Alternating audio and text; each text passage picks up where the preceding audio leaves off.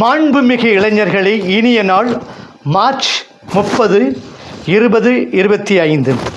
ஊக்கமூட்டும் வாழ்வின் விதி 89, சமூக விதி 10. தொழில் முன்னேற்றத்தை திட்டமிடுங்கள். உங்கள் பணியில் நீங்கள் எங்கு செல்கிறீர்கள்?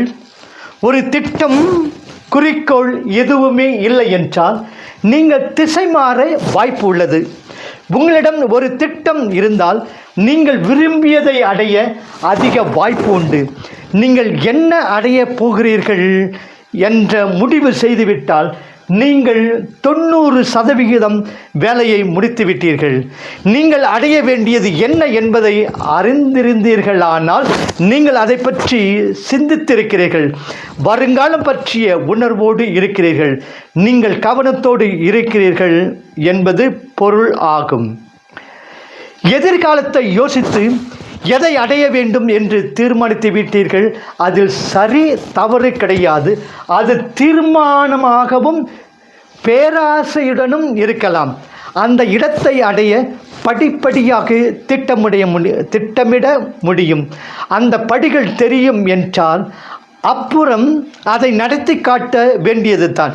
நீங்கள் அடைய விரும்புவது மேற்படிப்பா, அனுபவமா, வேலை மாற்றமா, நீங்கள் பணி செய்யும் விதத்தில் மாற்றமா, அந்த நடவடிக்கைகளை மேற்கொள்ள என்ன செய்ய வேண்டுமோ அதை நீங்கள் செய்தாக வேண்டும். ஒரே இடத்தில் தங்கிவிடாதீர்கள். பழக்கப்பட்ட தேய்ந்த பாதையில் சிக்கிக்கொள்ளாதீர்கள். பணம் சம்பாதிக்க நாம் எல்லோரும் வேலை செய்தாக வேண்டும். வீட்டு தங்கி பகல் நேரத்தில் டிவி பார்ப்பது இயலாது.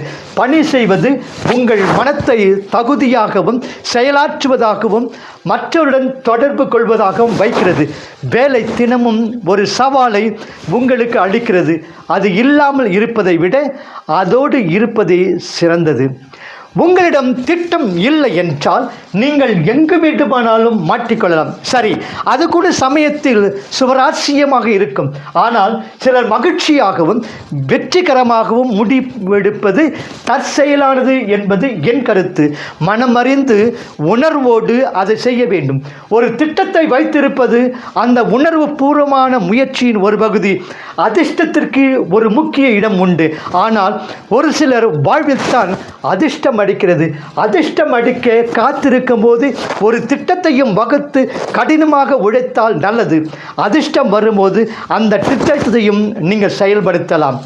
மும்முரமாக திட்டமிட்டு அடுத்த இலக்கை அடைய நீங்கள் பணியாற்றவில்லை என்றால் நிச்சயம் மனச்சோர்வு, அக்கறையின்மை ஆகிய சூழல்களுக்குள் விழுந்து விடுவீர்கள். வெற்றியாளர்கள் விழுந்தாலும் எழுந்து நின்று செல்பவர்கள் அந்த குணம் இயற்கையாக இல்லாவிட்டாலும் உண்டாக்கிக் கொள்வார்கள். தாங்கள் விழுந்து விட்டது போல் அவர்கள் பாசாங்கு செய்வார்கள். அந்த பாசாங்கு அவர்களை மேலே தூக்கி நிறுத்துகிறது. முயற்சி செய்யுங்கள், பலன் அளிக்கும்.